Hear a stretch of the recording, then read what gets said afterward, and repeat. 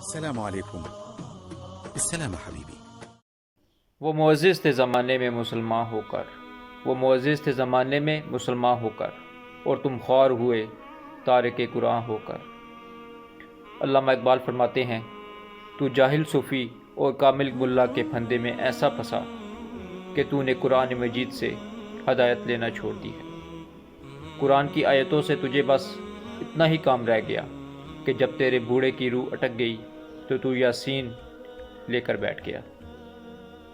اس میں کوئی شک نہیں کہ اس کی روح آسانی سے نکل جائے گی۔ مجھے تو افسوس تجھ پر ہے کہ جس کا ایک ایک لفظ زندگی دیتا ہے، اس سے بھی تو نے مرنا ہی سیکھا۔